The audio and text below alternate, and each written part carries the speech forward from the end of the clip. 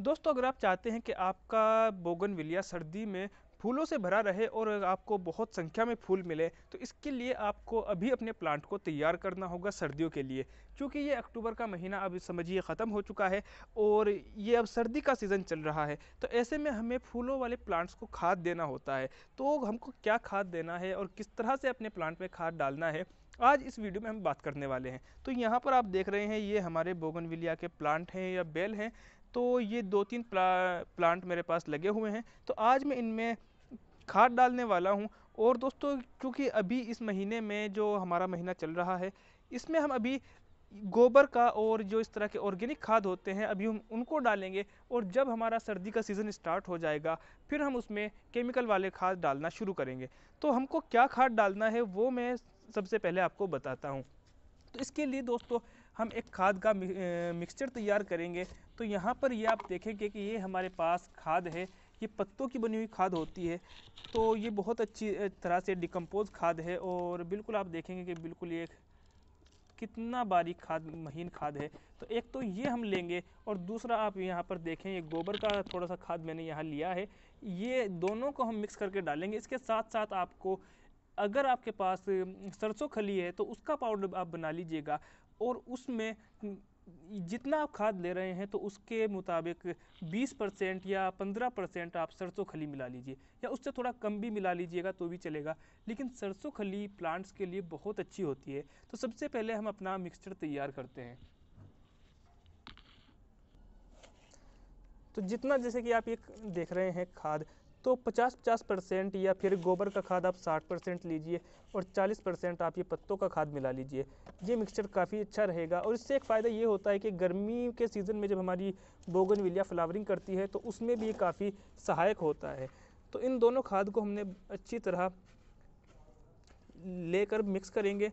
और इसके बाद फिर सबसे पहला काम हम ये करेंगे, हमने गमले में अपना प्लांट लगाया हुआ है। तो इस तरह से आप देखेंगे कि 10 इंच के गमले में हमारा प्लांट लगा है। तो पहले एक बार इसको 2-3 इंच तक हम अच्छी तरह इसकी गुड़ाई कर देंगे और इसकी 1-1, 2-2 इंच तक की मिट्टी हम निकाल देंगे। तो ये जो मिट्टी हमने खोदी है इसको निकाल लेंगे।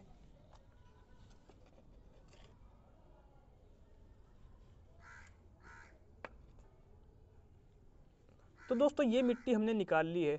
अब हमारे दो तरीके होते हैं खाद डालने के।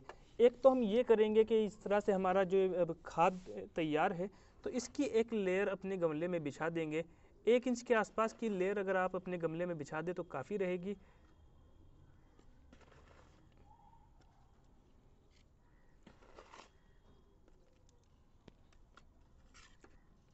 इस तरह से ये खाद की एक लेयर हम अपने गमले में बिछा देंगे। और दोस्तों, दूसरा तरीका ये होता है कि जिस तरह से आप, ये खाद है, तो जो हमने मिट्टी निकाली थी उसको हम इसमें मिक्स करेंगे। और ये जो अब मिक्सचर तैयार हो गया है, ये हम अपने गमले में डाल देंगे। तो ये मैंने एक मिक्सचर तैयार किया है, तो इसको मैं दूसरे गमले में डाल दूंगा। तो ये मिट्टी के साथ मिलाकर भी हम अपने जो खाद है उसको दे सकते हैं। लेकिन फ़िलहाल जो आप ये देखें कि लेयर हमने यहाँ पर लगाई है, तो अब इसके ऊपर हम जो मिट्टी निकाली थी उसकी एक लेयर बिछा देंगे, जिससे कि ये खाद पूरी तरह कवर हो जाए।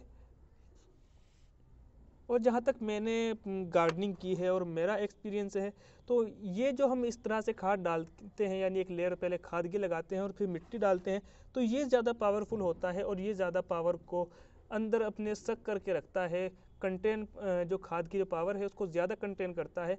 तो इस तरह से आप डालें तो ये प्लांट के लिए ज़्यादा पावरफुल होता है। लेकिन अगर आपका प्लांट नया है, यानी कि ज़्यादा ओल्ड नहीं है, तो उसमें फिर आप मिट्टी के साथ मिक्स करके डालें, क्योंकि बहुत ज़्यादा पावर हमारा प्लांट बर्दाश्त नहीं कर पाता और ज़्यादा खाद की वजह से बहुत बार प्लांट को नुकसान भी हो जाता है। तो इस बात का आप ध्यान रखें। तो इस तरह से हम अपने प्लांट में खाद डालेंगे और इसके बाद एक बार बहुत अच्छी तरह इसको भर कर पानी देंगे। तो इस तरह सर्दी के लिए हम अपने बोगनविलिया को तैयार कर सकते हैं। और इसके बाद जो हमारा खाद का प्रोसेस होगा सर्दियों में, वो हम डीएपी का ज़्यादा इस्तेमाल करेंगे 15 से 20 दिन के अंदर। और इसके साथ साथ हम जो दूसरे और हमारे केमिकल के फर्टिलाइज़र होते हैं उसमें पोटाश भी मिला सकते हैं।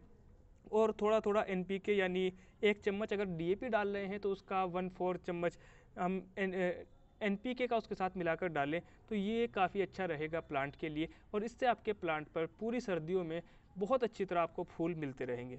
तो उम्मीद करता हूँ कि वीडियो आपको अच्छी लगी होगी। अगर आपको ये वीडियो अच्छी लगी है तो वीडियो को लाइक कीजिएगा। चैनल को अगर अभी तक आपने सब्सक्राइब नहीं किया है तो चैनल को सब्सक्राइब कीजिए। यहाँ पर आपको अच्छी अच्छी वीडियोज़ और नई नई इंफॉर्मेशन प्लांट्स के बारे में मिलती रहेंगी।